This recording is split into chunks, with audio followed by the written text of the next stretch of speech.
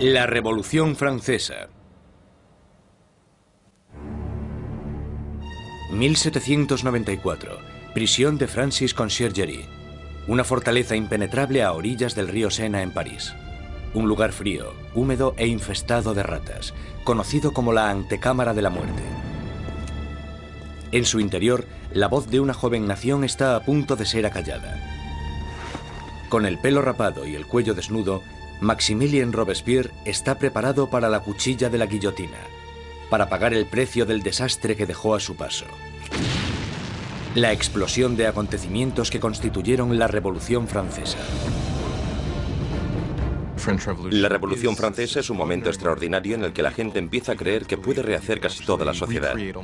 No solo pueden cambiar la política, las instituciones, sino que a través de la acción política pueden cambiar también la propia naturaleza humana. La Revolución Francesa realmente constituye una encrucijada para el mundo moderno, porque todo empieza a tomar una dirección diferente. Nacida en plena era de la Ilustración, la Revolución fue testigo de cómo la tierra feudal le daba la espalda a la tradición aristócrata y trazaba un nuevo camino para el futuro. Hará temblar los cimientos de Europa y su impacto afectará al mundo entero. La Revolución Francesa es el acontecimiento más importante de la historia occidental. Hay avances como la Revolución Industrial, el capitalismo, pero en lo que se refiere a acontecimientos no se me ocurre ninguno más importante. Fue la revolución que más alteró las cosas, si consideramos que se deshizo de la Iglesia Católica, de la cristiandad, de la nobleza, del rey, de todo aquello que es tan fundamental antes del nacimiento del mundo moderno. La Revolución Francesa dará de comer a los pobres, traerá la democracia a Francia y establecerá un nuevo orden en la sociedad. Pero el progreso tendrá un precio. Fue un momento de una extraordinaria esperanza y ambición, y de repente se convirtió en la tragedia más espantosa. Ahora Robespierre está destrozado y derrotado. Pero hace solo 2 días se alzaba como el triunfador de la revolución más grande y sangrienta de toda Europa. Era tan fiel a sus ideales que le llamaban el incorruptible. Era tan poderoso que con la más mínima palabra podía sembrar el miedo en toda la ciudad. Robespierre era un excelente orador. Las palabras eran sus armas. Ahora, silenciadas por un disparo en la mandíbula, espera a que le llegue la misma muerte, rápida y brutal, que él impuso a muchos otros. La Revolución Francesa está a punto de probar su propia medicina.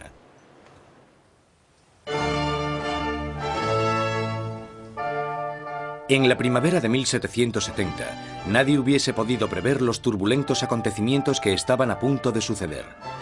El Palacio de Versalles se llena de distinguidos miembros de la corte real.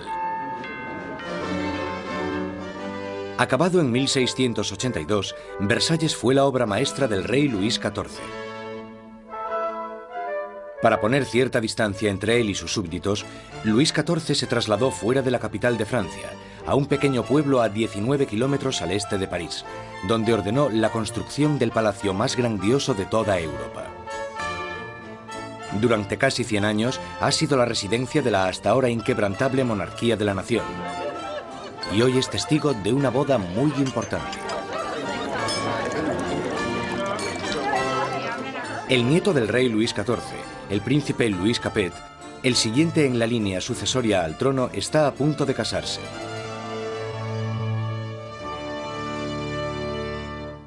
En su noche de bodas, con tan solo 15 años, Louis Capet es un chico tímido e indeciso, y posee pocas de las características propias de un futuro rey, y mucho menos de un marido. Luis era regordete, tímido, un quinceañero totalmente incompetente, con ningún tipo de distinción. La amante de Luis XVI, Madame Dubarry, le describía como un chico gordo y maleducado. Básicamente, era poca cosa. A Luis XVI le resultaba muy difícil tomar decisiones. Siempre la última persona con la que hablase podía hacerle cambiar de opinión. Estas no son las cualidades que tendría que tener un líder. El matrimonio de Luis es una unión política entre la familia real austríaca, los Habsburgos y su propia familia, los Borbones. La boda simboliza el fin de una antigua rivalidad y el principio del establecimiento de nuevos lazos regionales. La futura esposa llega a Francia. una inocente y guapa chiquilla de 14 años. María Antonieta. María Antonieta es archiduquesa de Austria. Es la hija pequeña de la emperatriz María Teresa. Llega a Francia como parte de un acuerdo matrimonial con el que se produce una alteración de las alianzas debido a que por primera vez en la historia Francia y Austria se convierten en aliados más que en enemigos. María Antonieta llega a Francia como un símbolo político, pero como a toda adolescente, no le interesan los asuntos políticos. María Antonieta llega a Versalles siendo muy joven. No sabía mucho del país en el que estaba, no conocía sus costumbres y a la corte. Era una niña fuerte, muy vivaz, pero seguía siendo una niña. Cuando María Antonieta llega a Versalles, es solo una adolescente de 14 años, rubia con los ojos azules. Es guapa. Le gusta que la gente la considere atractiva y llega con la intención de conquistar a su marido y a su nueva familia.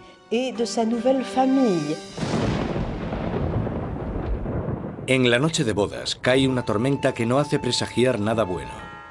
Pero en el interior, el esplendor de la ceremonia ilumina el palacio mientras los recién casados se dirigen a su habitación real. En una ceremonia que simbólicamente asegura la concepción de un heredero, los cortesanos del rey presencian el momento en que la joven pareja se mete en la cama de matrimonio por primera vez. La gente está encantada y se crean grandes expectativas. Pero una vez cerradas las cortinas, se ve claramente que no será tan fácil engendrar un heredero. Luis no solo no estaba interesado en gobernar, Luis tampoco lo estaba en amar. Y las primeras noches no le hizo mucho caso a su mujer, ni por extensión a su matrimonio. Pasarán años antes de que se produzca la consumación del matrimonio. La ausencia de un heredero pronto hará que surjan rumores en todo el país que continuarán persiguiendo a la pareja en los años venideros. La gran fiesta de la boda continúa durante varios días en Versalles, pero más allá de las puertas de palacio no hay casi ningún motivo de celebración. Años de mala administración por parte de la monarquía han llevado a los franceses a pasar penurias y hambre. Casi una década antes, el rey Luis XV había perdido una guerra de 7 años, luchando contra Inglaterra por América del Norte.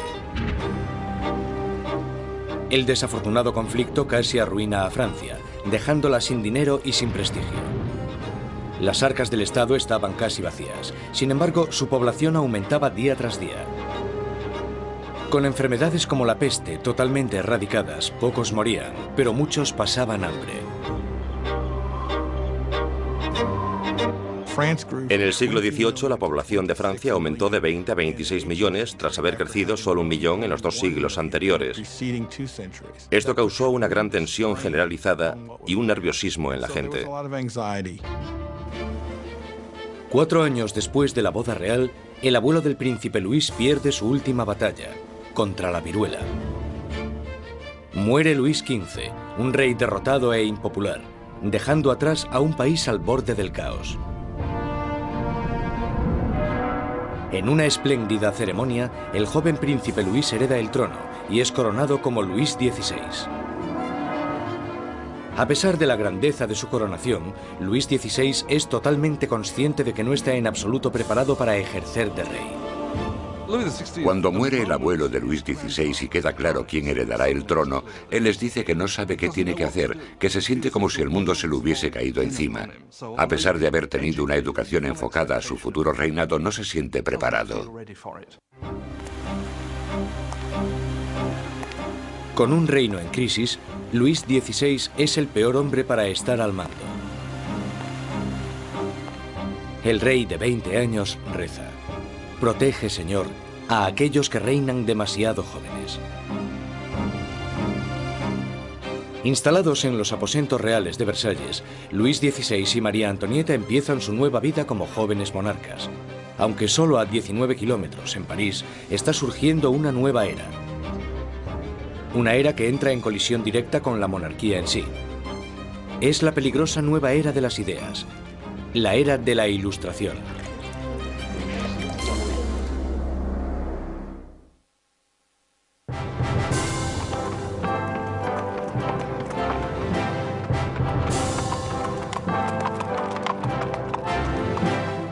Mientras el carruaje real se va acercando al prestigioso colegio Louis le Grand en París, la gente se aglomera para echar un vistazo a la realeza. Es el momento de darle la bienvenida a París al nuevo rey, Luis XVI, y a su joven esposa.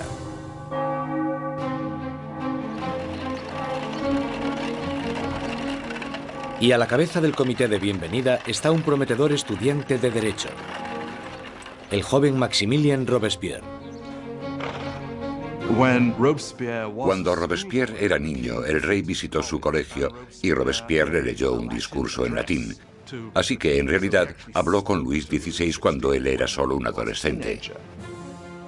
Cuando Robespierre recita su monólogo en latín, el rey casi ni se fija en el niño. Pero años después, sus destinos les unirán otra vez en circunstancias muy diferentes, mucho más dramáticas. Fue uno de estos rituales habituales en los colegios, y por supuesto es totalmente irónico porque allí estaba el joven Robespierre leyendo este discurso en honor al hombre que más tarde matará.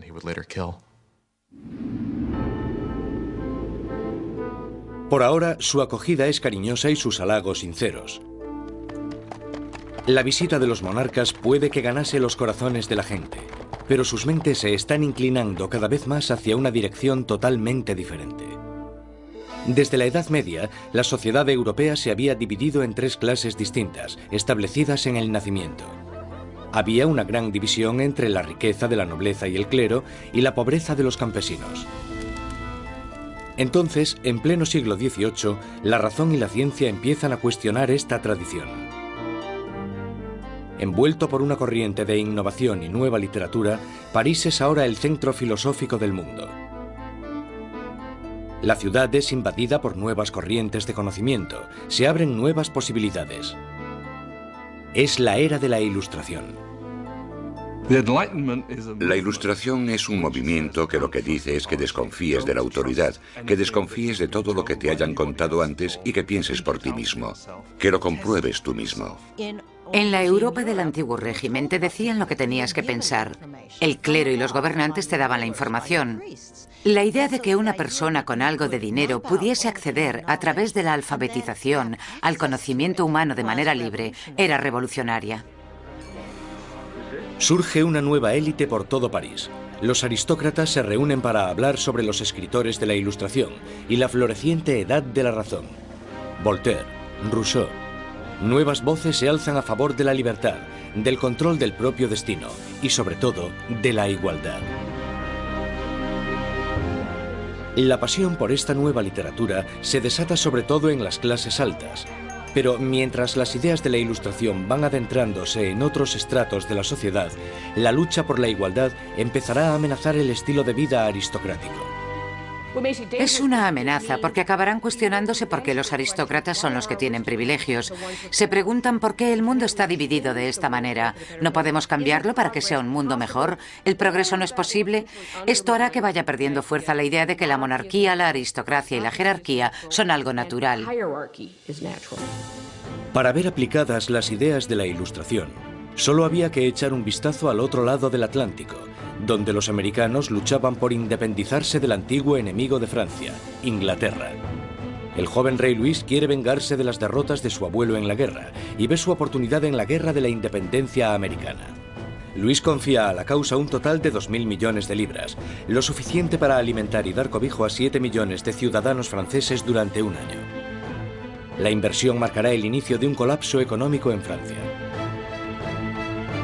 América lleva a Francia a la bancarrota porque para luchar en esta guerra, los franceses tienen que recaudar una enorme cantidad de dinero. Esto lleva a la monarquía francesa a endeudarse para poder luchar en la guerra de la independencia americana. Y es un elemento crucial en la situación financiera de la monarquía francesa. Mientras Luis XVI manda dinero y tropas al otro lado del Atlántico, María Antonieta se ocupa de generar sus propias deudas. La vida en Versalles es una interminable rutina de rituales arcaicos y formalismos. Hay ceremonias para cuando el rey y la reina se levantan, para cuando se visten, para cuando comen, para cuando se van a la cama. Para entretenerse en medio de la monotonía de estos rituales, María Antonieta preside extravagantes desfiles de moda. María estaba obsesionada con una moda ridícula, sobre todo con esos recogidos tipo torre de varios centímetros de altura y que llevaban horas y horas de elaboración y en los que metían todo tipo de ornamentos y frutas. A muchos les parecían una obscenidad. Acabaron representando todos los problemas de ella, de Versalles y a esa cultura. Aparte de esta moda extravagante, María Antonieta se entretiene con los cotilleos de la corte, haciendo apuestas y representando obras de teatro. Cuando empieza a acumular deudas, le ponen el nombre de Madame Déficit. A María le ponen el nombre de Madame Déficit, ya que el país está sumido en un caos económico, y ella sigue gastando en vestidos, joyas y zapatos como si nada. Ella era la Imelda Marcos de su época. De todas las deudas que tiene la reina, la más grande es la que tiene con su país. Un heredero a la corona. En los 7 años que llevan casados, Luis XVI y María Antonieta aún no han concebido un hijo. Ella se encuentra en una situación cada vez más humillante. El trabajo de la reina es darle un heredero varón al trono francés. Y en esa época la gente la criticaba y estaba desilusionada. Decían que el rey nunca se debería haber casado con esa archiduquesa austriaca, porque ahora ni siquiera podía darle un heredero al trono. María Antonieta se encuentra en una situación desesperada. El apetito de Luis por la comida es incuestionable, pero el sexual está claro que no entra dentro del menú. María Teresa, la madre de María Antonieta, se cuestionaba: si una mujer tan guapa como mi hija no puede hacerle funcionar, ¿qué es lo que pasa? Luis XVI y su joven esposa María Antonieta no fueron capaces de concebir un hijo durante 7 años, y esto deslucirá el principio de su reinado. De sobra era conocida su afición de cerrajero. Había un montón de canciones sobre Luis el cerrajero, al que le costaba encontrar el agujero donde meter la llave. El desinterés de Luis XVI por el sexo es visto como una falta de hombría. Después de años de frustración y depresión por parte de la corte, al rey se le diagnostica una enfermedad curable llamada fimosis. Luis tenía una deformidad que hacía que la excitación sexual fuese extremadamente dolorosa, y por tanto no hubo consumación del matrimonio hasta que una operación quirúrgica lo corrigió, pero le aterraba operarse y le llevó años decidirse a hacerlo. Y cuando al final se operó, ¡voilà!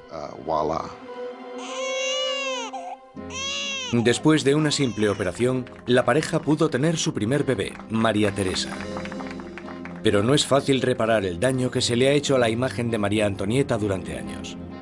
Desde principios de 1780, las calumnias habían circulado por todo el país, sátiras pornográficas del rey y de la reina, folletos obscenos que se reían de la impotencia de Luis XVI y retrataban a la reina como una ramera promiscua en una corte pervertida y decadente. Cuando la situación en el campo empeora, la opinión de la gente sobre la monarquía empieza a cambiar. Se producen muchas malas cosechas y la inflación aumenta el precio de la harina, llevando a la escasez de la parte esencial de la dieta francesa, el pan. Pero naturalmente estas privaciones acaban a las puertas de Versalles. Mientras los monarcas continúan viviendo en la extravagancia, las quejas se traspasan al papel. A la corte real se le acusa directamente. ¿Sabe por qué hay tanta gente necesitada? ¿Es acaso que su lujoso estilo de vida devora en un día lo que 1 millar de hombres necesitaría para subsistir? ¿Quién es el hombre que está detrás de estas acusaciones? El mismo joven que solo unos años antes felicitó al rey y a la reina por su coronación. Maximilien Robespierre. La gente pronto tendrá un portavoz que pedirá la libertad y la igualdad por la revolución.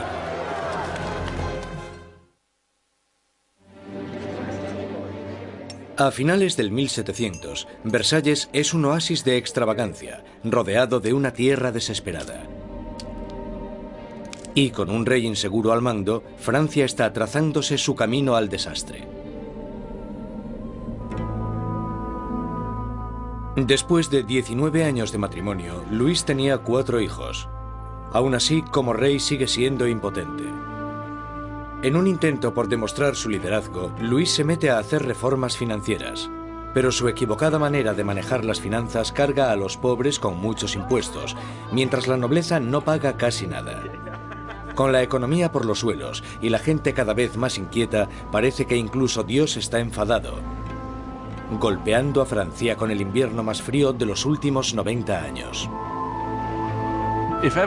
Si alguna vez hubo intervención divina para empeorar la situación, seguro que fue en el verano de 1788 y la primavera de 1789. En el verano de 1788 había una creciente crisis política desarrollándose en un momento de seria escasez de comida. En 1788, para los franceses, la harina era la esencia de la vida. El pan, su medida de subsistencia. La mayoría de la gente en Francia comía casi 1 kilo de pan al día. El pan era esencial y su subida de precio la notó todo el mundo. Si el precio se doblaba, tenías problemas.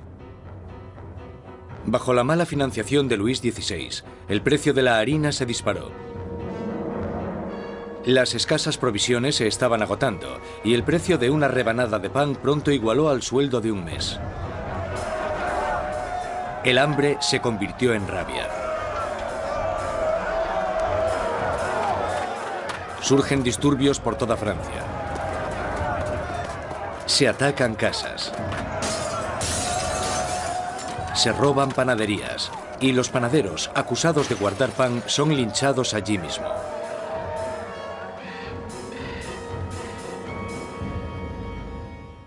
Con la economía destrozada, los bancos fuerzan a Luis XVI a contratar a un ministro de Economía, Jacques Necker. Necker, un pensador progresista, es popular entre la gente de una manera que Luis XVI solo puede envidiar. Durante la primavera del 89, Jacques Necker fue, sin lugar a dudas, el ministro más popular, porque saltó a la luz pública por sus escritos sobre el deber del gobierno de asegurarse de que haya pan y grano suficiente para todos. Con la nación en crisis fiscal, Necker insta a Luis XVI a convocar una reunión con el tradicional cuerpo representativo del reino, los Estados Generales. Es la primera vez en 175 años que se reúne a estos representantes. Políticamente, Francia estaba organizada en los llamados 3 estados. El primero era el del clero, el segundo el de la nobleza y el tercero el de todos los demás. Y según los cálculos contemporáneos, los primeros 2 estados los formaban el 3% de la población y el tercer estado el 97%. Mucha gente pensaba que era muy injusto que este tercer estado, que era la mayoría de la población, tuviese solo 1/3 de los diputados. Consideraban injusto que el Parlamento tuviese 3 cámaras y que las 2 cámaras, la de la nobleza y la del clero, pudieran siempre anular la votación de la plebe. 4 de mayo de 1789. Un destacado joven abogado y político llega a Versalles. Maximilien Robespierre viene a presentarse ante los Estados Generales como diputado, para ser la voz que pida justicia para la gente que él representa, el tercer estado. Robespierre era un huérfano provinciano que había destacado académicamente con la obtención de una prestigiosa beca, convirtiéndose en un orador elocuente. Un mojigato en apariencia, pero con las ideas muy claras.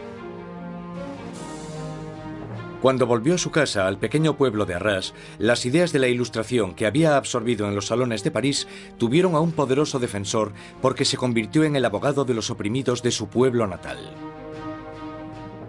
Cuando volvió a Arras y empezó a ejercer de abogado, leyó mucho sobre la Ilustración, y cuando Robespierre ejerció de abogado en Arras, intentó utilizar esas ideas en los casos que él estaba defendiendo. Robespierre y sus compañeros pedían que la nobleza y el clero pagasen sus impuestos. Pero Luis XVI se siente cada vez más amenazado por el creciente radicalismo del tercer estado. Entonces, el 20 de junio, después de 6 semanas de estancamiento, los diputados se dan cuenta de que están siendo silenciados. El 20 de junio, cuando los diputados llegan a la reunión y encuentran las puertas cerradas, sospechan de un complot. Van a la sala, que era lo que nosotros llamamos la sala de juego de pelota, pero que en realidad era un frontón, se reúnen y juran que no dejarán de reunirse hasta que tengan una nueva constitución. Los diputados deciden constituirse en una nueva Asamblea Nacional y ser los verdaderos representantes del pueblo de Francia. El juramento del juego de pelota es uno de estos grandes y simbólicos momentos de la historia de la Revolución Francesa. Tienes a todas estas personas reunidas en este gran espacio abierto que es la sala de juego, levantando sus brazos en una especie de saludo casi romano, y para esta Asamblea Nacional fue el momento en el que se dan cuenta de su poder y dignidad, y realmente vieron que podían derrocar al rey de Francia. La Asamblea Nacional nace de un revolucionario estado de rebeldía. Será una comunión de voces procedentes de todo el país, un cuerpo parlamentario representando la voluntad de la gente. Pero arrebatarle el poder al rey no será tan fácil como firmar una simple proclamación. Todas estas victorias iniciales que tuvieron lugar en Versalles son la mayoría victorias sobre el papel y ninguna se había llevado a cabo. Cuanto más nos vamos acercando a julio de 1789, más miedo tienen los diputados de Versalles de que el rey esté reuniendo al ejército para derrocarles. A principios de julio, 30.000 soldados toman posiciones en los alrededores de París. Para defenderse, la gente forma una nueva Guardia Nacional. Los revolucionarios asaltan las armerías de París y se van con más de 28.000 mosquetes. Lo único que les falta es la pólvora, y la gente sabe dónde encontrarla. En el centro de París se alza un enorme castillo de piedra, conocido como el símbolo del dominio feudal, la Bastilla. La prisión acoge los almacenes de pólvora de la ciudad y se conoce como la prisión de las torturas y las muertes inexplicables. La Bastilla había sido el gran símbolo del despotismo monárquico, el gran símbolo de los reyes de Francia yendo más allá de los límites de su propio poder. Para los franceses simboliza el horror. En medio de las revueltas se produce un sorprendente escándalo. Luis XVI despide a su ministro de Economía, el apreciado Jacques Necker, por portarse demasiado bien con el pueblo. Horas después de despedir a Necker, llega a París la noticia de que han despedido a su hombre preferido de la corte. No queda más opción que la sublevación. El 14 de julio, multitud de gente se reúne identificándose entre sí con un pequeño emblema. Rojo y azul son los colores de París, separados por el blanco, el color de la Casa de los Borbones. El tricolor ha nacido. De entre la multitud exaltada, una voz grita: ¡a la Bastilla! Con el ataque a la Bastilla, la gente de París está diciendo: no te podrás librar de una nueva Asamblea Nacional. La gente está tomando cartas en el asunto, está cogiendo las armas y diciendo: estamos del lado de la revolución. Cuando el director de la Bastilla, Bernard de Lugny, se entera de que una gran multitud se está aproximando a la prisión, intenta cerrarla. Monta una defensa desesperada, pero los revolucionarios asaltan la fortaleza y arremeten contra los guardas con cuchillos y lanzas. Finalmente, el director de Lugny se rinde, pero la multitud enfurecida le agarra arrastrándole por las calles, le abuchean, le dan patadas y le golpean hasta que grita: «¡Dejadme morir!». La multitud entusiasmada accede con mucho gusto a su petición. Le apuñalan, le disparan y nace una revolucionaria tradición. Su cabeza decapitada desfila por las calles clavada en una lanza. Los diputados de la Asamblea Nacional no condenan inmediatamente este acto de violencia. De hecho, lo aceptan. Y fue esta aceptación de la violencia política lo que, bajo el punto de vista de algunas personas, creó una forma de conducta que tendrá consecuencias catastróficas para el desarrollo de la revolución. Con el humo aún levantándose de la Bastilla, Luis XVI vuelve de su viaje de caza. Debajo de la fecha del 14 de julio de 1879 escribe: «Nada», refiriéndose a su desafortunada caza. Un asesor le interrumpe con las noticias de los disturbios y la caída de la Bastilla. Luis XVI le pregunta: ¿es una revuelta? «No, señor», responde. «Es una revolución».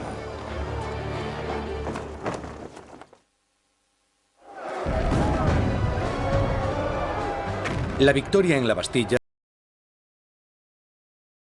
desata el irrefrenable torrente de la revolución. La gente ha desafiado a su rey y ha ganado. No hay vuelta atrás. Como símbolo de la derrota del feudalismo, la gente, hombres, mujeres y niños, atacan y destruyen la Bastilla con sus propias manos, ladrillo feudal a ladrillo feudal. Están empezando a desmantelar el pasado. Los franceses querían destrozar la Bastilla lo más rápido posible, pero no tenían la posibilidad de usar explosivos poderosos. Así que esto se hizo muy despacio, pero con un ímpetu tremendo. Se repartieron los ladrillos y se vendieron como símbolos de la demolición del despotismo. La energía en las calles da un nuevo ímpetu a la Asamblea Nacional. En pocos días se escribe una nueva constitución llamada la Declaración de los Derechos del Hombre y del Ciudadano. En este atrevido documento, las arcaicas distinciones de clases son abolidas y todos los hombres son considerados totalmente iguales. La Declaración de los Derechos del Hombre y del Ciudadano era una declaración promulgada por la Asamblea Nacional en la que se decía que la soberanía pertenecía al pueblo, a la nación. No se hace mención alguna al rey en todo este documento. Por tanto, con la presentación del mismo, la propia Asamblea estaba haciéndose con el poder. Con la nueva Asamblea Nacional como portavoz, los ciudadanos de Francia se dispusieron a cambiar toda la estructura de su sociedad. Exigían una monarquía constitucional, unos derechos iguales para todos los hombres y unas leyes razonables en las que basar la justicia. Para que se oyeran más las voces de la revolución, Robespierre exigió la libertad de prensa, que había sido censurada en el antiguo régimen.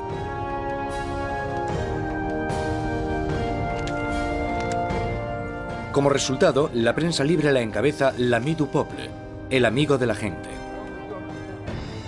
Un periódico radical lleno de sermones sarcásticos y provocadores. Es la creación de un exmédico, Jean-Paul Marat. Después de un periodo de fracasos profesionales, Marat acabó viviendo en la pobreza y durante un tiempo encontró refugio en las alcantarillas de París. Allí fue donde contrajo una dolorosa enfermedad de la piel que le obliga a pasar largo tiempo dándose baños medicinales. Un Marat amargado y fracasado encuentra en la revolución la válvula de escape perfecta para su desgracia. Jean-Paul Marat era simplemente uno de esos profesionales insatisfechos y desgraciadamente la revolución da una oportunidad a los profesionales insatisfechos. Marat canalizó toda su rabia, todo su resentimiento a través de un periódico que tuvo un éxito increíble, l'Ami du Peuple. Marat era un hombre con una rabia fuera de lo normal. Solo hay que leer las páginas de su periódico l'Ami du Peuple para darse cuenta. En cada publicación se puede ver la paranoia que tiene. Ve conspiraciones en todas partes contra la revolución y para él la respuesta es muy simple. La sangre, las cabezas. Marat aborrece la extravagancia de la monarquía en medio de la pobreza que domina Francia. Y solo necesita el rumor más insignificante para arremeter contra el rey y la reina en su periódico. El 2 de octubre de 1789 explota de rabia. A París llega la noticia de que el rey ha celebrado una fiesta en Versalles y que en ella los decadentes monarcas habían tirado al suelo la bandera tricolor, el símbolo de la revolución, y la habían pisoteado. Marat está furioso. Escribe sobre esta difamación en su periódico, justo cuando surge una nueva amenaza. El rey ha ordenado otra vez a las tropas que tomen sus posiciones en los alrededores de París.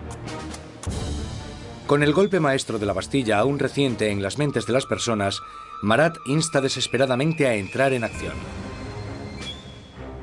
Gente de París, es el momento de que abráis los ojos. Salid de vuestro letargo, despertad. Una vez más, despertad. 5 de octubre. París se despierta con un ensordecedor ruido de campanas. Las mujeres se reúnen cerca del ayuntamiento para protestar por la escasez de pan. Y, según la gente se va enterando de la ofensiva fiesta del rey, el miedo al acercamiento de las tropas reales se mezcla con la rabia. Pronto, miles de mujeres se dirigirán a Versalles, con lanzas y pistolas en sus manos. Las mujeres van a exponer sus quejas al rey. El núcleo de esta multitud estaba compuesto por las famosas poissardes, las temidas pescaderas de los mercados centrales, famosas por su complexión fuerte y su valentía. Iban equipadas con cuchillos enormes de escamar pescado y estaban muy fuertes para transportar cajas. Yo no me atrevería a meterme con ellas. Son mujeres de los barrios pobres que se ven afectadas por el aumento del precio del pan y la escasez de productos. De repente se dan cuenta de que tienen que hacer algo. Es bastante increíble que estas mujeres de a pie, que seguramente la mayoría no supieran ni escribir su nombre, de repente se convirtiesen en las protagonistas de un proceso histórico.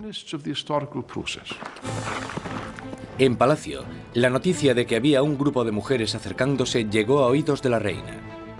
Cuenta la leyenda que fue en este momento cuando María Antonieta dijo la famosa frase que en realidad nunca dijo. María Antonieta no dijo, dejadles comer tarta. Eso es un mito. Desgraciadamente a María Antonieta probablemente ni siquiera le importaron los pobres de su país el tiempo suficiente como para decir eso. Mientras las mujeres se reúnen fuera de las puertas, Luis XVI se da cuenta de que la revolución ya no puede ser ignorada. La tiene en la puerta de su casa. Acepta firmar la Declaración de los Derechos del Hombre y del Ciudadano, pero la multitud continúa aumentando durante la noche. Cuando llega la mañana, hay 20.000 personas acampadas fuera de Palacio Real. Para acabar con los signos de distancia entre el rey y sus súbditos, la multitud enfurecida pide que el rey y la reina se trasladen a París. Más indeciso que nunca, Luis XVI es demasiado débil para responder. Su indecisión desatará la furia entre la multitud y pondrá las vidas de la familia real en grave peligro. Al no conseguir conformidad inmediata con lo que ellas quieren, realmente parece que van a matar a la reina. Un grupo de mujeres entran en el palacio, pidiendo a gritos la sangre de la reina. Matan a los guardas, los decapitan y clavan sus cabezas en lanzas. Estaban como locas gritando por todo el palacio. Dadme sus entrañas, dadme su cabeza, yo quiero una pierna, yo quiero un brazo. Creo que estaban tan frenéticas que si la hubiesen encontrado probablemente la habrían descuartizado.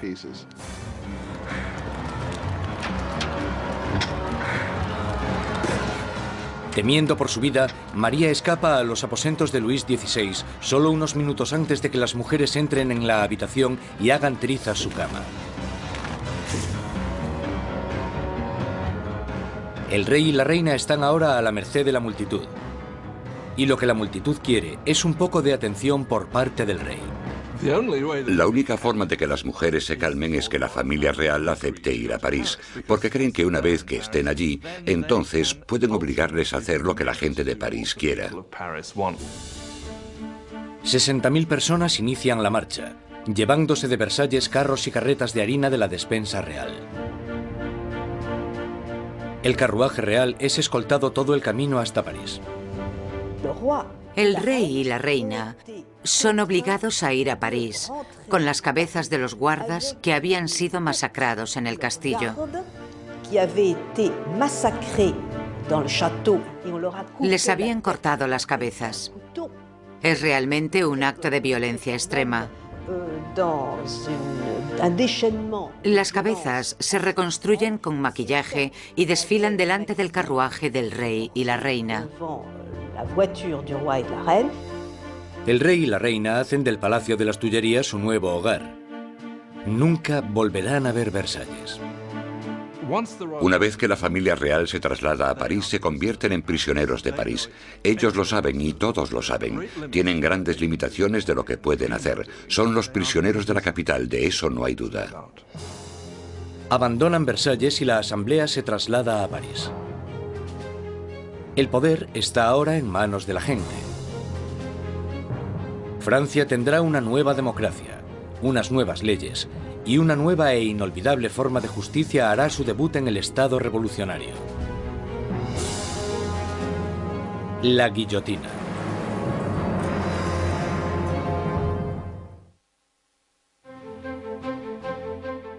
Mayo de 1791. Han pasado ya casi 2 años desde que la familia real y la Asamblea Nacional se trasladaron a París. Robespierre habla a menudo en la Asamblea y en el Club Jacobino, una sociedad que lleva el nombre de su sitio de reunión, un viejo monasterio jacobino. Ahora, las palabras son el núcleo de la revolución. y Robespierre sigue con su moral inquebrantable. Su verdadero norte es siempre la gente. Pronto le apodarán el incorruptible. Francia es ahora una monarquía constitucional. El rey está obligado a compartir su poder con los revolucionarios en la Asamblea. Pero parece que su ración de poder se va haciendo cada vez más pequeña, y es obligado a firmar ley tras ley, disminuyendo su propio poder y el del otro régimen feudal, la Iglesia Católica. Luis decide que ha llegado el momento de escaparse de los confines de la nueva república y montar una campaña para reclamar su reinado. En 1791, Luis XVI decide que necesita volver a obtener el control de su país. Y sabe que solo puede hacer eso con la ayuda de un ejército extranjero. Así que su idea es dejar el Palacio de las Tullerías y avanzar hacia la frontera más cercana. 21 de junio de 1791. El rey y la reina se disfrazan de criados y, protegidos por la oscuridad, se escapan de París. Inician una carrera hacia la libertad. Pasada la medianoche, llegan al pequeño pueblo de Varennes, 160 kilómetros al este de París. Están cerca de la frontera con Austria. La salvación solo a unos pocos kilómetros de distancia, pero su intento de fuga no irá más allá.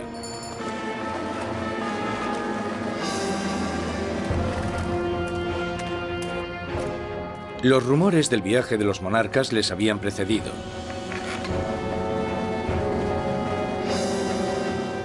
Un oficial del pueblo para el carruaje y les pide los pasaportes.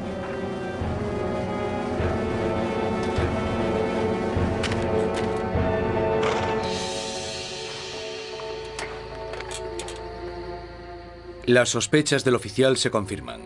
Es la firma del rey. El hombre está impresionado, pero los guardias revolucionarios de cerca de allí no se sienten nada intimidados por esto. Él espera todo el tiempo que la gente le reconozca y que se produzca una rebelión a su favor, y para su horror y sorpresa, no se alegran de verle. Ven que está intentando escapar y lo que pasa es que le arrestan y se lo llevan de vuelta. La idea de que el monarca había intentado abandonar a su pueblo era psicológicamente catastrófica. El acontecimiento realmente rompió el lazo que unía a Luis XVI con sus súbditos. Ahora no solo tenían un rey superficial, sino que tenían un rey que obviamente también era un traidor. Con los enemigos oficiales de la familia real en el poder, este pasa de Luis XVI, ahora un rey prisionero, a los revolucionarios de la Asamblea. Al mando del gobierno revolucionario está Robespierre. Él brilla en lo alto del podio, dictando órdenes de todo tipo. Exige el sufragio universal y el fin de la esclavitud en las Antillas francesas. Pide incluso con más pasión la erradicación de la pena de muerte. En la nueva era de la Ilustración, Robespierre quiere deshacerse de todos los restos del pasado medieval. Europa ha heredado un macabro repertorio de métodos de ejecución de la Alta Edad Media. Muertes crueles y tortuosas, a base de arrastrar, descuartizar, colgar, ahorcar y quemar en la hoguera. Bajo el antiguo régimen había toda una colección de truculentos castigos. La decapitación estaba reservada para la nobleza, y algo que la revolución quería desde el principio era que todo el mundo tuviese una muerte igual. Querían simbólicamente que todos pudiesen tener el mismo castigo. A pesar de la oposición de Robespierre, una nueva máquina de matar toma protagonismo en París. El inventor y físico Joseph Ignace Guillotin diseña una nueva máquina de decapitación, convirtiendo la antigua decapitación en una experiencia humanitaria. El doctor Guillotin describe su nuevo aparato a la Asamblea. El mecanismo cae como un rayo. La cabeza sale volando. La sangre se desparrama. El hombre está muerto. El mayor defensor del derramamiento de sangre, el periodista Marat, publica un artículo entusiasta en su periódico anunciando el nuevo nombre del aparato: guillotina.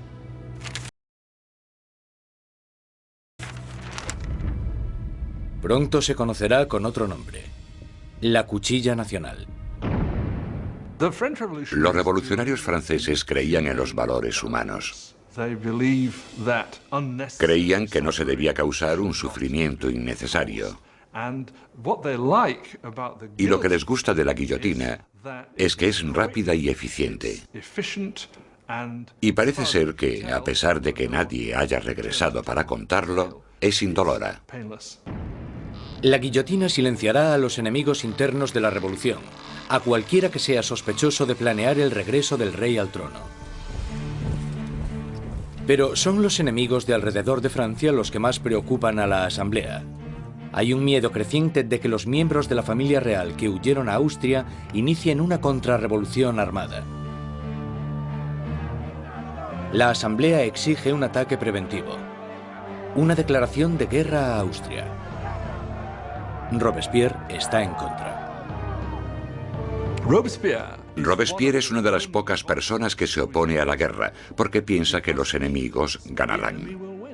Robespierre teme que el país no esté preparado porque no tiene un ejército capaz de derrotar al enemigo, y por tanto el enemigo llegará y destruirá la revolución. Robespierre no consigue convencerlos. En abril de 1792, la Asamblea declara la guerra a Austria, el país gobernado por la propia familia de María Antonieta. Surge un sentimiento nacionalista. Si Austria derrota al ejército revolucionario, Luis XVI sin duda reclamará su trono. Y se sospecha que María Antonieta está ayudando al enemigo mediante el envío de cartas a sus familiares en Austria, en las que se les pasa los movimientos de las tropas francesas para que obtengan ventaja. Todo esto mientras el rey y la reina simulan su apoyo a la revolución.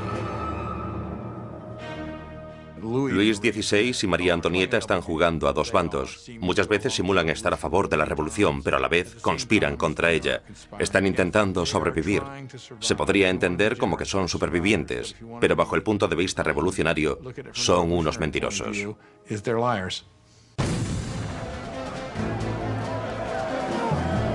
Con el ejército francés sufriendo grandes pérdidas en la frontera, llega la noticia de que en París el aliado de Austria, Prusia, se ha unido a la invasión. Las tropas están bajo el mando del duque de Brunswick, un general prusiano. La tensión invade las calles de París. Y entonces los periódicos publican una carta del duque de Brunswick, un manifiesto en el que se amenaza con destruir París si se le hace daño a sus majestades el rey y la reina.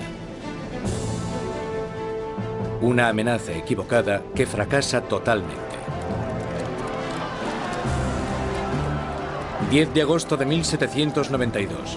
27.000 ciudadanos armados, empujados por la rabia y la indignación, se dirigen al Palacio de las Tullerías e inician un ataque salvaje contra los guardias reales. Al final mueren más de 800 hombres de ambos bandos. El rey huye y busca protección en la Asamblea, pero ya no existe la monarquía. A Luis le han quitado oficialmente su título. Ha nacido la República Francesa. La cuchilla de la guillotina es bautizada con la sangre de los restantes guardias de Luis XVI.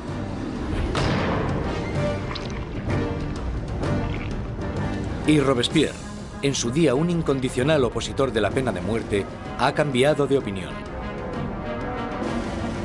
El nacimiento de una nueva república solo puede iniciarse con la muerte de un rey. El nuevo y espeluznante aparato del doctor Guillotin se cierne sobre París como una advertencia: el castigo por desobedecer la ley y el orden. Recientemente bautizado con la sangre de los guardias del rey, pronto terminará también con la vida del rey. En agosto de 1792, con el rey destronado y la familia real metida en prisión, Robespierre y sus jacobinos están sumidos en una lucha por el control del gobierno nacional contra los girondinos, los moderados de la Asamblea. Pero en las calles de París hay un nuevo movimiento político. Como símbolo de su rechazo a la tradición aristocrática, los ciudadanos de a pie se niegan a llevar los calzones o culottes de los aristócratas. Se hacen llamar los sans-culottes, los sin calzones. Los sans-culottes se consideran los verdaderos representantes del pueblo francés, no eran de los más pobres. Solían ser artistas y tenderos bastante bien avenidos, gente de ese estilo, pero al menos trabajaban con sus propias manos. No ponerse los calzones, los culottes, para ellos simbolizaba sencillamente que no eran aristócratas, que eran gente normal. Los sans-culottes toman el control del gobierno de la ciudad de París, mientras que los jacobinos y los girondinos incitan al país a no apoyar a la Asamblea Nacional, ahora llamada la Convención. La Convención está luchando por el control del ejército francés, que está rápidamente perdiendo territorios contra Austria y Prusia. Mientras en la frontera se sigue luchando contra los enemigos, el gobierno revolucionario toma medidas enérgicas contra los enemigos de la ciudad, los traidores monárquicos que podrían poner a París en manos de los invasores. Más de 100 personas son arrestadas y metidas en prisión, curas, periodistas y hombres y mujeres de a pie. Robespierre se centra en la crisis interna, pero su amigo, el ministro de Justicia, Georges Danton, incita a todos los hombres, jóvenes y adultos a que se unan al campo de batalla. Es sociable y llamativo, todo lo que Robespierre no es. Pronto, el nombre de Danton se empieza a oír por todo París. Danton es un personaje lleno de vida, grandilocuente, un bebedor empedernido, libertino, que a pesar de pertenecer a la clase alta, al contrario que Robespierre, es capaz de identificarse totalmente con los trabajadores, de una manera que Robespierre simplemente no puede. Según se va acercando el enemigo, la convincente retórica de Danton moviliza a la gente, haciendo que muchos se decidan a acudir al frente. Hay un momento muy famoso en el que los ejércitos austríaco y prusiano les están invadiendo, y él se pone delante de la gente y grita eso de: para vencer nos hace falta audacia, más audacia y siempre audacia. Realmente es una persona capaz de dirigir a un país en la lucha contra el invasor. Es un momento extraordinario. Al irse tantos hombres al frente a luchar, París se queda indefenso, con las cárceles llenas de prisioneros políticos. Un miedo inquietante inunda la ciudad. La creciente multitud de prisioneros quizás sea difícil de contener. Marat lanza a los ciudadanos revolucionarios una propuesta sangrienta: bajar a las prisiones y matar a todos los que estén dentro. Los ejércitos extranjeros estaban acercándose a París. Si llegan a entrar en contacto en París con los enemigos de la revolución en las prisiones, entonces esto hubiera dado lugar a algo terrible desde el punto de vista de la gente. En la primera semana de septiembre llegan malas noticias del frente. Prusia ha tomado Verdun, una ciudad en el camino de París. Ahora el enemigo está solo a unos kilómetros de distancia. El miedo que asolaba París explota. Los sans-culottes entran en las prisiones e inician un violento ataque contra los presos de la ciudad. No dejarán vivo a ningún traidor. Los sans-culottes entraron en las prisiones, sobre todo aquellas donde estaban encerrados los curas refractarios, donde estaban los nobles y donde estaban los presos políticos, y empezaron a llevar a cabo sus propios juicios improvisados, que eran muy cortos, y la mayoría de las veces acababan en muerte.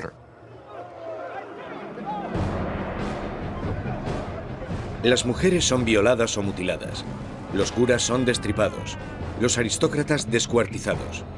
En la primera masacre, más de 1.600 personas son asesinadas en solo unos días. Cuando la noticia de las masacres de septiembre se extiende por Europa, los enemigos de la revolución sienten repulsión.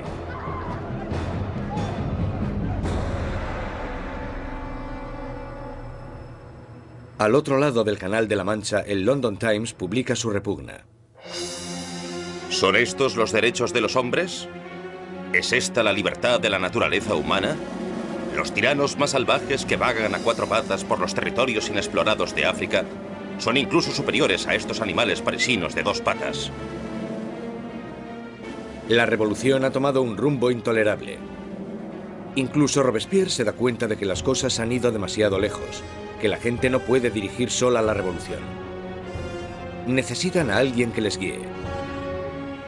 Una mano de hierro. Gracias al poder de sus palabras, el incorruptible salta a la palestra como el hombre que puede guiar a la revolución. Robespierre, que anteriormente había apoyado la monarquía constitucional, ahora cree que ya no hay sitio para un rey. Se toma una decisión trascendental.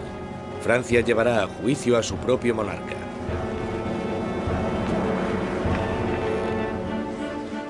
Con el veredicto reducido a una mera conclusión, el único debate sobre la mesa es la condena.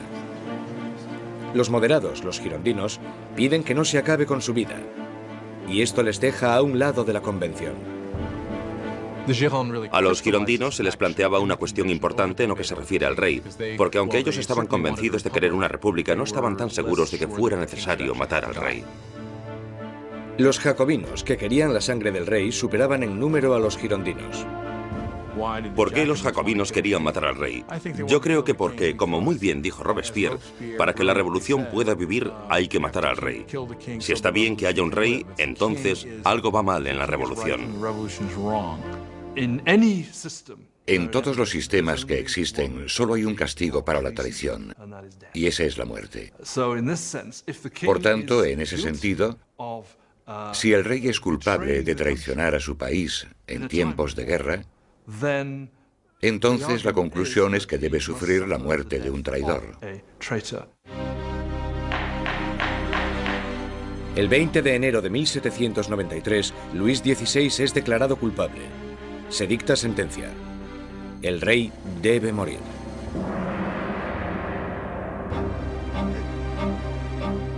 Esa noche se reúne durante un rato con su familia. Él está calmado, y entre los llantos de sus familiares les promete que volverá a la mañana siguiente para despedirse definitivamente. Pero no lo hace. No puede soportar la angustia de su familia y debe guardar fuerzas para afrontar la guillotina.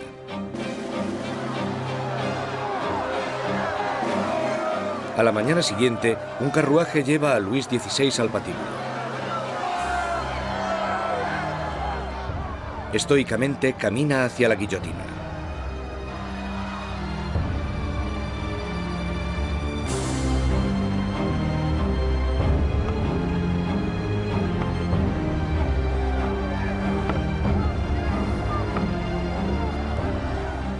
Intenta dar un discurso.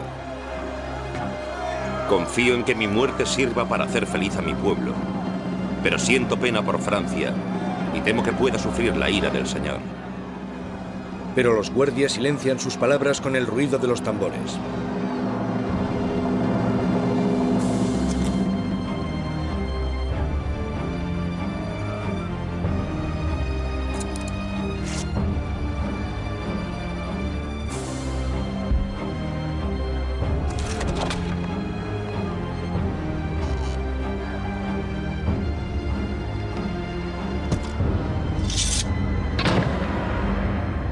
A las 10:22 de la mañana se acaba con la vida del hombre que fue rey de Francia.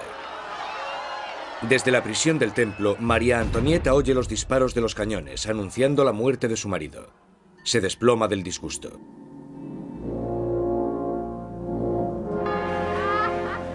La sangre del rey es derramada. La revolución victoriosa. Pero los enemigos de la revolución pronto reclamarán su propia victoria. ¿Su objetivo? El hombre que está pidiendo que rueden tantas cabezas. Jean-Paul Marat.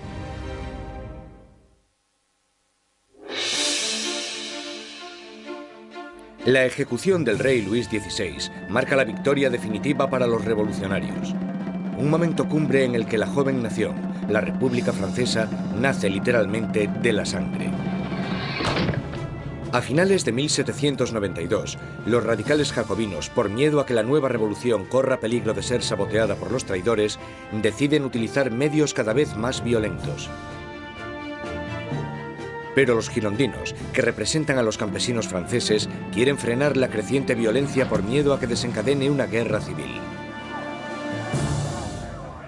Su mayor oponente, Jean-Paul Marat, responde a los girondinos con furiosas palabras en su periódico, publicando los nombres de aquellos que él cree que están conspirando contra la revolución. Marat, que anteriormente había exigido la ejecución de 200 personas, ahora pide la de más de 200.000.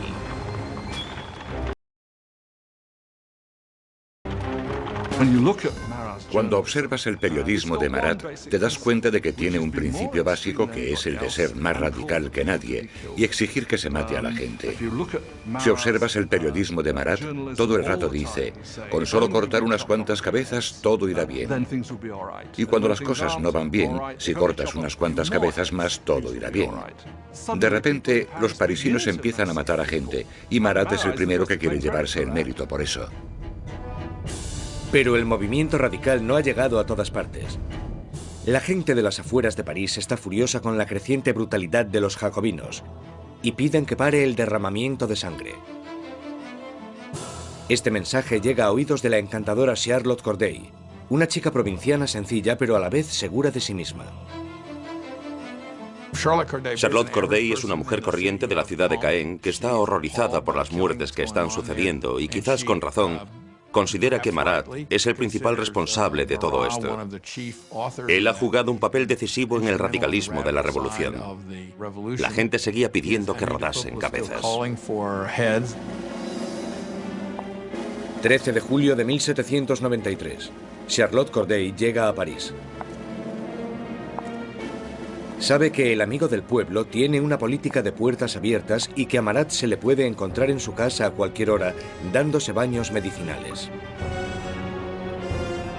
Corday le visita con la excusa de que tiene una lista de traidores, de aquellos que están colaborando con los enemigos extranjeros para acabar con la revolución.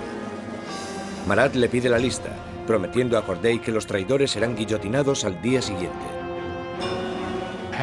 Y cuando se la da, coge una daga, un pequeño puñal, y se lo clava en el pecho.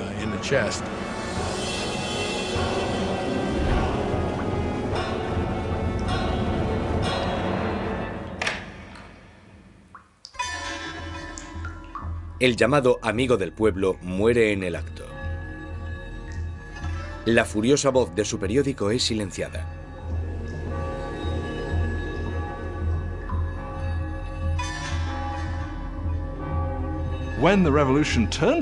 Cuando la revolución se convierte en un baño de sangre, es muy fácil echarle la culpa a él y por supuesto eso fue lo que hicieron los que le odiaban o le temían.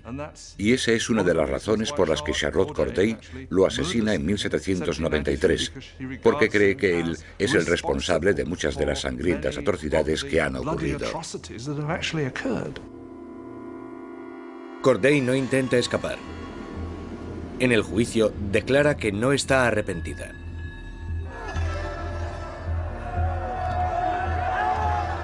¿Qué esperaba conseguir asesinando a Marat? La paz. Ahora que está muerto, volverá la paz a mi país. Charlotte Corday es rápidamente ejecutada y su sueño de paz muere con ella. Ha matado a Marat el hombre, pero ha creado a Marat la leyenda, y su famosa muerte es retratada por un pintor revolucionario, Jacques-Louis David. Se convirtió en un mártir. Se convirtió en algo casi como una figura religiosa. Había gente que incluso le rezaba, decían corazón de Jesús, corazón de Marat. En su funeral llegaron a hacer cosas como coger el baño donde le habían matado y ponerlo en el altar casi como si fuera una especie de crucifijo. Si te fijas en el cuadro de David de la muerte de Marat, el cuerpo de Marat está colocado exactamente igual que el cuerpo de Jesús en las representaciones clásicas de la piedad, el descenso de la cruz.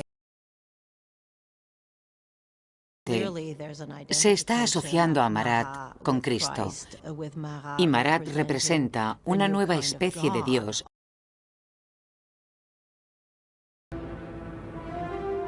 Robespierre está celoso de la adoración por Marat, pero él, siempre tan pragmático, dirige su atención a los asuntos más urgentes.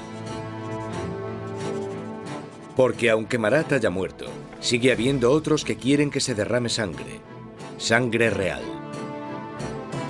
La Conciergerie, la oscura antecámara de la muerte. 8 meses después de la ejecución de su marido y apenas unos días después de la ejecución de Charlotte Corday, encierran aquí a María Antonieta en una horrible celda totalmente sola. Una de las cosas más terribles que le suceden a María Antonieta es que después de la ejecución de Luis XVI, le quitan a sus hijos.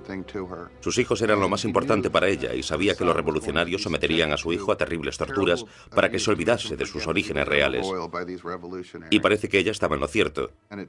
En tan solo un par de años, su hijo murió por causa del terrible abandono y las torturas a las que era sometido. María Antonieta, la que fuera una joven presumida, tiene ahora solo 38 años, pero la revolución la ha envejecido mucho más.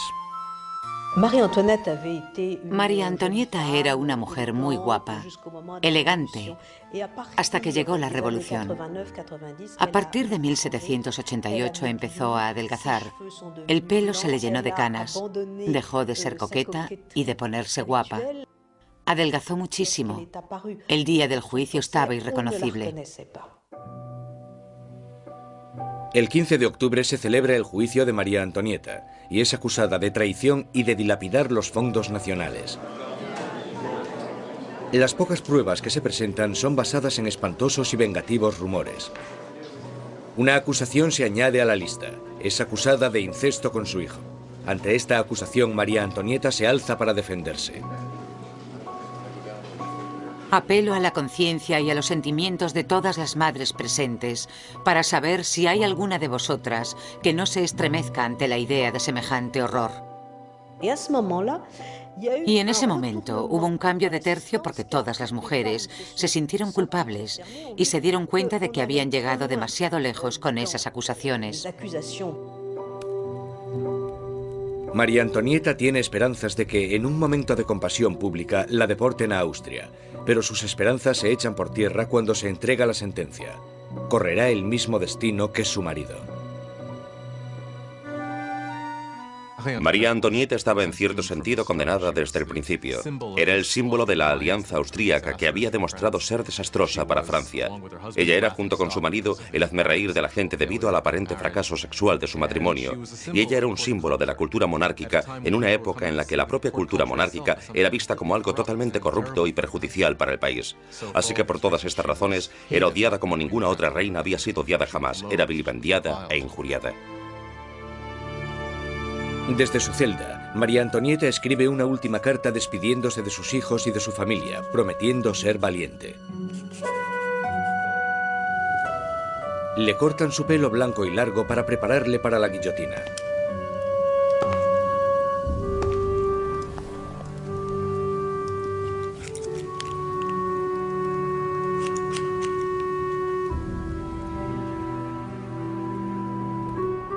Le atan las manos con firmeza. Mientras es escoltada para salir de la prisión, tiene la esperanza de que llegue un carruaje. En vez de eso, es una carreta, la carreta donde van los criminales comunes. Ella esperaba que cuando la llevasen al patíbulo recibiría el mismo tratamiento que recibió el rey, lo que suponía subir en un carruaje cerrado para que la multitud no pudiese llegar hasta ella.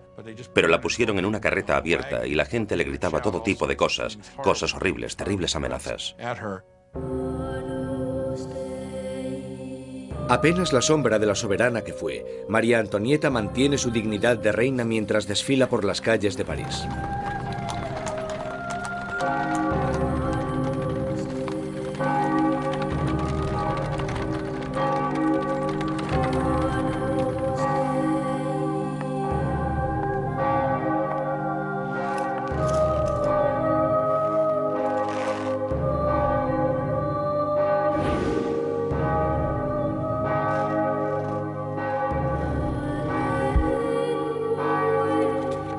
Su nombre y las acusaciones contra ella se leen en voz alta.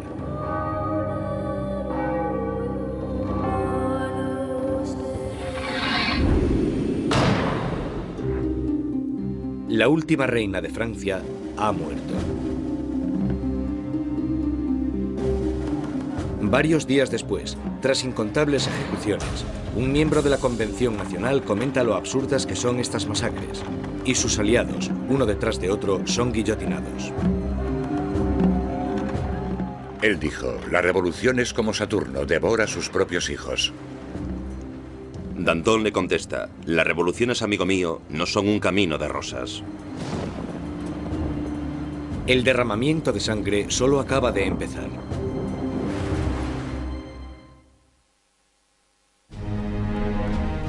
Septiembre de 1793. 4 años de revolución y Francia está siendo totalmente destrozada. En las provincias se producen violentas insurrecciones. Y en la guerra contra Europa están perdiendo a muchos hombres. Tras sufrir una terrible derrota, los británicos toman la ciudad costera de Toulon. Europa está minando cada vez más las fronteras francesas. Francia es el país más grande y más poblado de Europa Occidental y tiene un gran poder militar. Y claro, cuando empezó la revolución, un montón de sus tradicionales enemigos y también un montón de sus tradicionales aliados pensaron, sí, esta es nuestra oportunidad, no para hacerse con algún territorio de Francia, sino para enriquecerse a su costa y debilitarla, para siempre. Francia está aislada de toda Europa.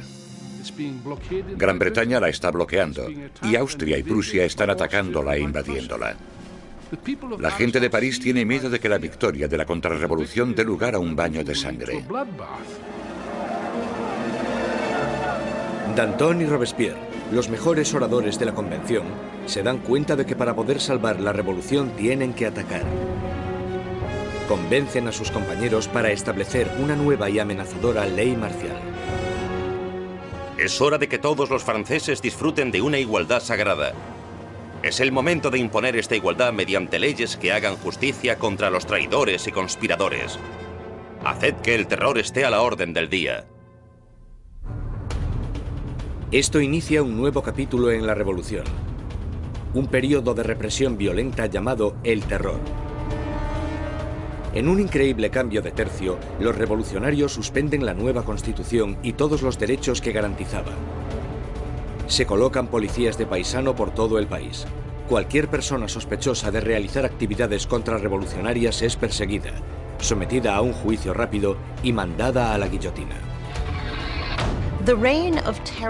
El reino del terror fue concebido como un gobierno de emergencia. Lo que ellos entendían como terror se basaba en sembrar el terror en los corazones de los enemigos de la República. Por lo tanto, digamos que o estaban muertos de miedo o eran arrestados y liquidados.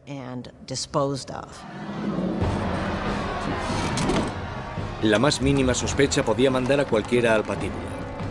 Políticos que hablasen bien de la difunta monarquía, cualquiera que utilizase el antiguo monsieur o madame en vez del nuevo vocablo, ciudadanos. El miedo llena el aire. Los vecinos denuncian a sus vecinos. El incesante movimiento de las carretas de la muerte resuena en todas las calles de París. La gente está totalmente pendiente de las ejecuciones. Saben que en París hay policías de paisano, bastantes policías de paisano por todas partes, de pie en la cola del pan, escuchando lo que las mujeres dicen y arrestándolas si no les gusta lo que oyen. Podían arrestarte por quejarte por lo caro que estaba el pan. Podían arrestarte incluso por no estar demasiado contenta con el curso que tomaban las cosas y con el éxito de la revolución, así que en realidad casi todo lo que comentaras podía traerte problemas. La Asamblea constituye un tribunal revolucionario, acelerando los juicios y las ejecuciones con una eficacia implacable. Para consolidar el poder, forman un consejo de 12 hombres y lo denominan el Comité de Seguridad Pública. A la larga, el poder tuvo que ser delegado en un grupo más pequeño, que se convirtió en el Comité de la Seguridad Pública. Al final eran 12 personas que gobernaban Francia como una dictadura colectiva. Por sus discursos magistrales y su visión revolucionaria, Robespierre enseguida se convierte en el portavoz del comité. Y su voz está pidiendo que se derrame más sangre.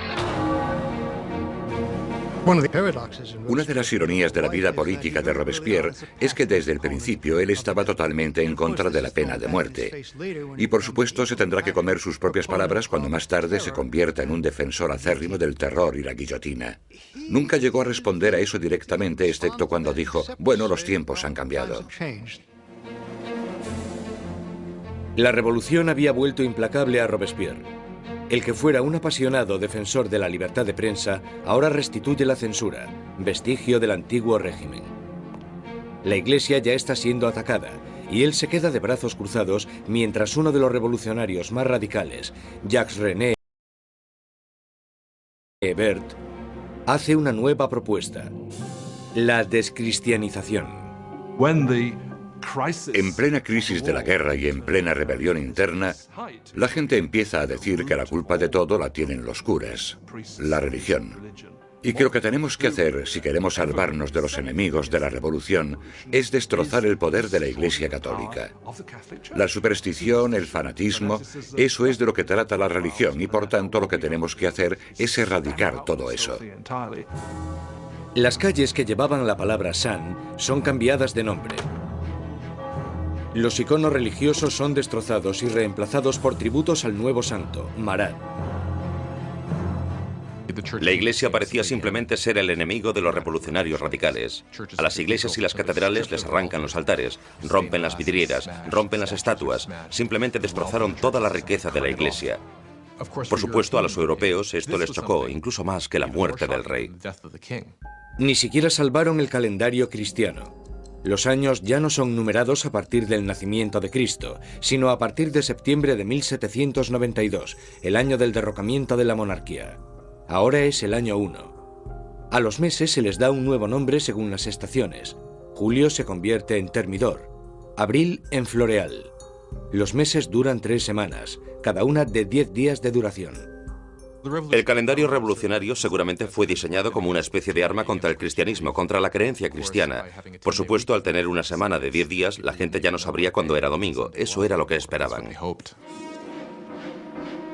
El terror se extiende por toda Francia. Se condenan las insurrecciones con una sanguinaria e implacable crueldad. En la ciudad de Lyon, donde los contrarrevolucionarios están ganando terreno, el Comité de Seguridad Pública sienta un ejemplo brutal. Cientos de rebeldes son atados, llevados a campos y acribillados en masa.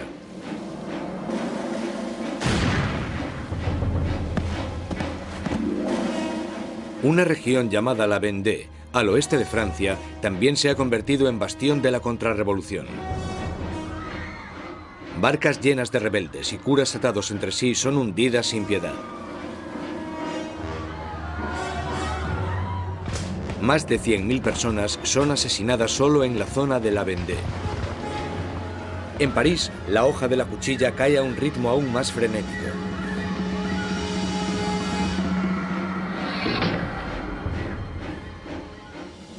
Pero los ejércitos franceses están finalmente obteniendo victorias en la frontera. Bajo el mando de un magnífico joven comandante llamado Napoleón Bonaparte, el ejército francés obliga a la Marina británica a realizar una humillante retirada en Toulon. La revolución está en su punto álgido. Robespierre está en su momento de más poder. Ha acabado con los enemigos de la revolución y ha asegurado su éxito sembrando el terror. Durante un tiempo, el terror fue un mecanismo muy efectivo para conseguir la unión del país, la unión del gobierno, y para luchar en lo que fue, después de todo, una guerra en varios frentes, en el frente este, en el frente norte, contra enemigos externos. Una guerra civil en la zona de la Vendée, que fue la más sangrienta de todas, y también una guerra civil contra los girondinos y otros revolucionarios en contra del gobierno. El terror había alcanzado sus objetivos, pero no se para ahí, y no parará hasta que destruya al hombre que lo sembró. Maximilien Robespierre.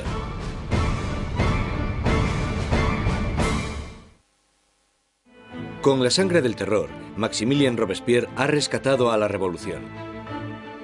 Un enérgico ejército está defendiéndose contra los ataques en la frontera, pero las dificultades internas aún no se han sofocado. En la cima del éxito, Robespierre sueña con un reto aún más grande: sembrar más terror para crear un nuevo tipo de sociedad.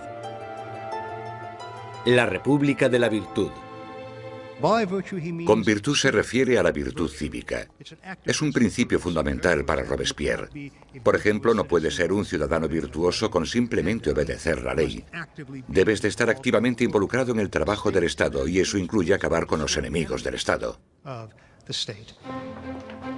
El 5 de febrero de 1794, Robespierre da un discurso destacando su filosofía. El terror sin la virtud es desastroso, pero la virtud sin el terror no vale para nada. Asocia la virtud con el terror. El terror en ese momento se convierte, a su manera de ver, en un instrumento con el que crear virtud. Pero otros no están de acuerdo. Para Danton, la revolución está yendo por el camino equivocado. Él y sus seguidores, los dantonistas, creen que es el momento de acabar con el terror, porque este ya ha hecho su función. En la primavera de 1794 las cosas empiezan a mejorar. Ya no hay tantos problemas con la comida, la campaña de guerra está yendo mejor y Danton está diciendo básicamente que necesitan establecer una nueva base de gobierno, moverse hacia la normalización. Robespierre piensa que es demasiado pronto. Danton empieza organizando un grupo para debatir cómo acabar con el terror. Robespierre lo interpreta como una amenaza directa al gobierno. No lo ve como una simple diferencia de opinión sobre la dirección que debe tomar la política, lo ve como una traición. Y en la República de la Virtud de Robespierre, solo hay una respuesta a la traición. Los dantonistas son perseguidos y enseguida sentenciados a muerte. Robespierre ha mandado a cientos al patíbulo, pero estas ejecuciones le ponen nervioso. No acudirá a la decapitación de sus antiguos amigos y aliados. Mientras sube las escaleras de la guillotina, Danton grita: De lo único que me arrepiento es de irme antes que esa rata de Robespierre.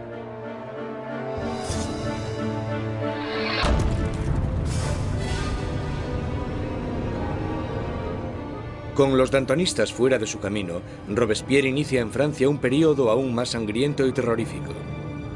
El Gran Terror. El Gran Terror es el nombre de la última fase del terror que duró desde la primavera hasta el verano de 1794. En este periodo, el ritmo de las ejecuciones empieza a aumentar de verdad, con lo que se desata el miedo, principalmente en París, aunque en todo el país empieza a aumentar de manera exponencial. Se calcula que al mes en París se realizaban 800 ejecuciones, y al final del periodo incluso más. El verdugo de París está más ocupado que nunca. Pero el 6 de junio de 1794, las carretas de la muerte dejan de sonar. La guillotina permanece silenciosa. Robespierre ha declarado un nuevo día de fiesta religiosa, el Festival del Ser Supremo.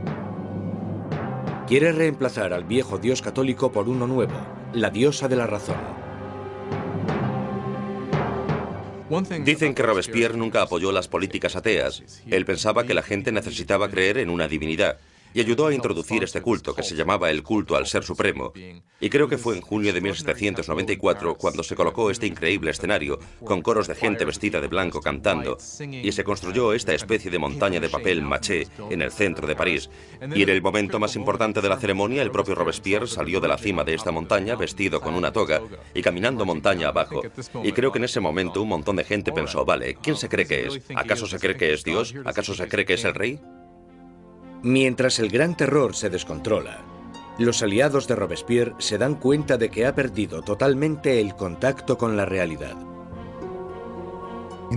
Hay algunos que piensan que Robespierre realmente había llegado a un punto tan extremo e irracional que ya no había vuelta atrás.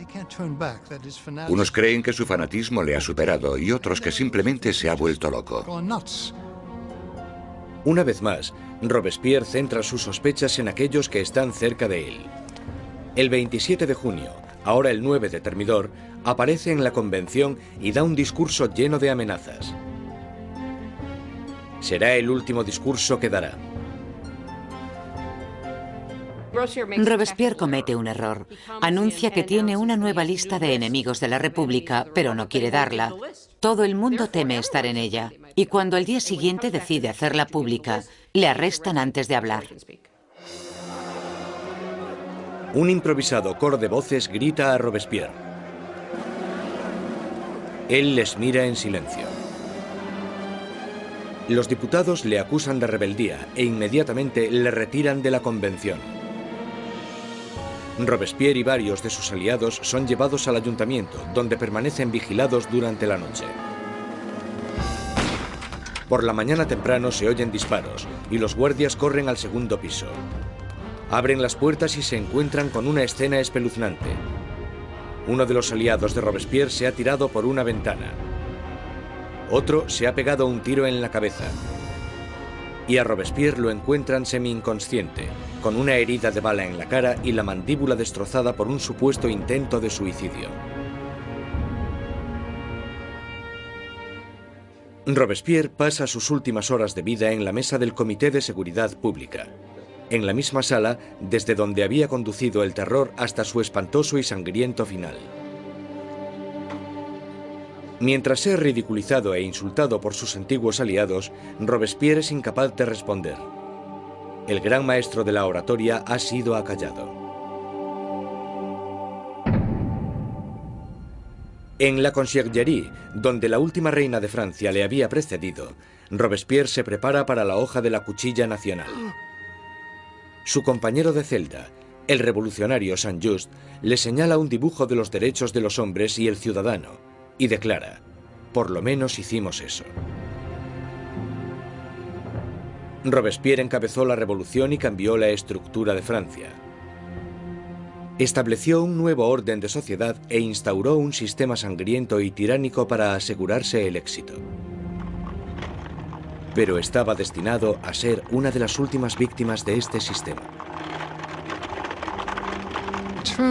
Resulta que la gente quiere realmente acabar con el terror, pero nadie sabe cómo hacerlo. Lo único que puede acabar con el terror, y parece que en eso todos están de acuerdo, es la caída de Robespierre.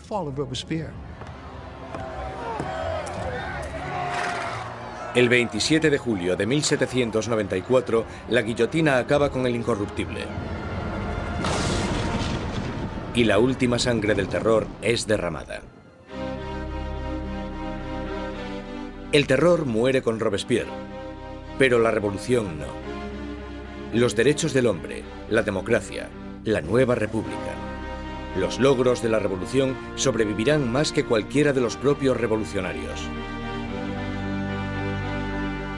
Francia entrará en un periodo de incertidumbre, paralizada por el miedo a otro terror, o incluso algo peor: la vuelta a la pasada monarquía opresiva.